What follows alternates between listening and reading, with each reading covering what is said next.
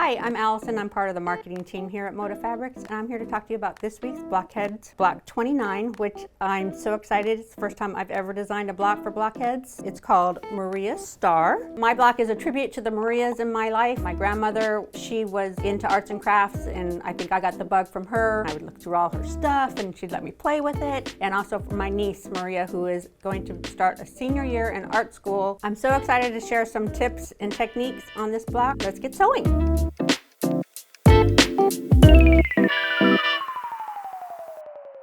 For this block, you're going to make 4 units exactly the same, and they are paper pieced. You've seen the videos already on how to paper piece, but I do have just one recommendation on this block. There are points on the blocks. They alternate from one side to the other. So on the block where there's a wide edge, that's where you want your fabric to overhang. So like on this red, the red right here is wide, so it comes over the side. For me, I would normally just try and center the fabric, but then it's not going to work when you go to flip it. The point on this side is going to be over here, so I would line it up here and have the overhang on the opposite side, so once you sew it, you know it's going to cover all the way and you're not going to be short. Once you have completed all 4 of these blocks, these units, we're going to do what's called a partial seam for the center here, and that's what I'm going to show you next.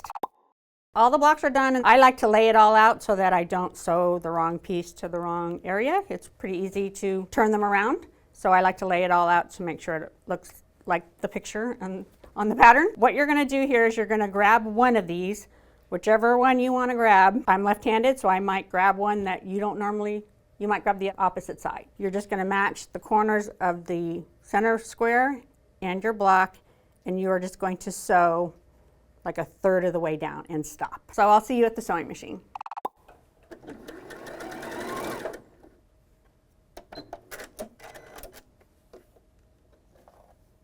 Okay, so once you have sewn the little square to your first unit, you can either finger press it or take it to the iron, and then you're ready to sew your second unit.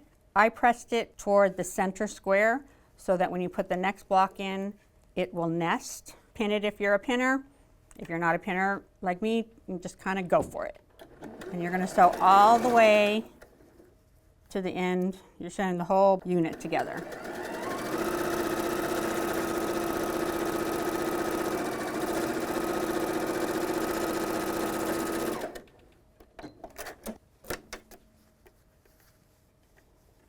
And here I would press it now, because now you have a full seam.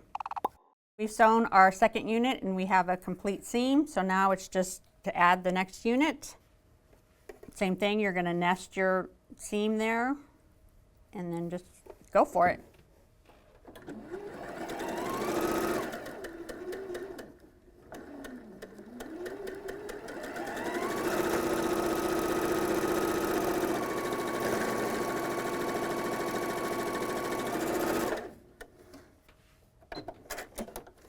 And then we're going to go press.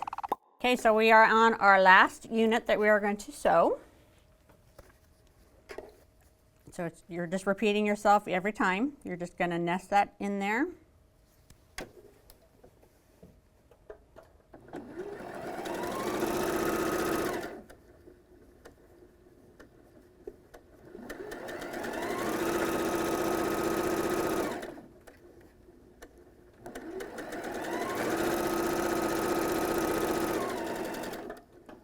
Now we're in our last time. We're going to press this and I'll be right back. Now we've sewn all 4 units and you can see part of your seam on this unit is done. So now we just need to finish it up. So all you're doing is matching your ends. As you can see, it's really not that hard. I know some people, they're like, oh no, partial seams, it's going to be like an inset seam or something really hard, and it's not. So all you're going to do is sew it from the beginning and then sew a little bit past where you started so that you know you caught it. You don't have to go all the way to the end, just a little bit past it.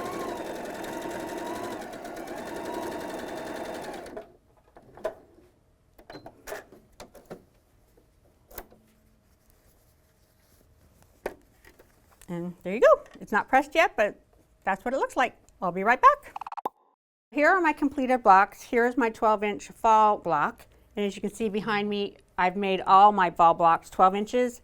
And I'm still playing around with the setting, so you'll have to follow along. You can come look at my blog, AlisonExpressions.com. There'll be a link on the bottom. And here is my patriotic red, white, and blue block. I also did it as a 12-inch block because, as you can see with my blocks that I've already done, most of them are 6 inches, but I need 4 12-inch blocks for my setting. And my setting is from the book Celebrate with Quilts, Lisa Alexander and Susan Aki. The quilt that I'm using is Peppermint Rose. It was originally done in Christmas fabrics, but as soon as I saw it and we had already started Blockheads, I knew this would be perfect setting for my blocks. And now that I have my 4th 12-inch block, I can start laying out the quilt and putting it together. Thank you so much for joining me. I hope you enjoyed my block. We're almost done. One more week. Happy sewing.